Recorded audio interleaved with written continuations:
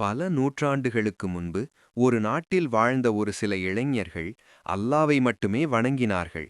ஆனால் அந்த நாட்டின் அரசன் உருவ வழிபாடு செய்யும்படி மக்களை கட்டாயப்படுத்தினான். மறுப்பவர்களை கொலை செய்தான்.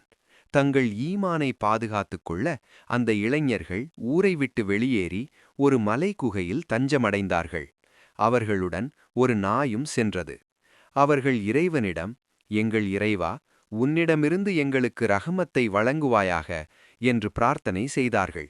அல்லாஹ் அவர்களுக்கு ஒரு நீண்ட உறக்கத்தை கொடுத்தான். அவர்கள் அந்த பெரிய குகையில் சுமார் 309 ஆண்டுகள் உறங்கினார்கள். சூரிய ஒளி அவர்கள் மீது படாதவாறு அல்லாஹ் அவர்களை பாதுகாத்தான். 300 ஆண்டுகளுக்குப் பிறகு அவர்கள் விழித்தபோது தாங்கள் ஒரு நாள் அல்லது அரை நாள் மட்டுமே தூங்கியதாக நினைத்தார்கள். பசி எடுத்ததால் தங்களிடம் இருந்த பழைய நாணயத்தை கொடுத்து உணவு வாங்கி வர ஒருவரை ஊருக்குள் அனுப்பினார்கள்.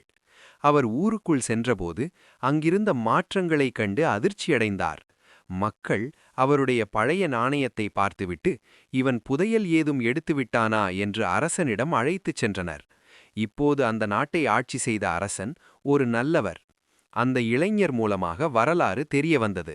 300 ஆண்டுகளில் அந்த நாடே மாறி மக்கள் அனைவரும் அல்லாவை வணங்குபவர்களாக மாறியிருந்தார்கள்.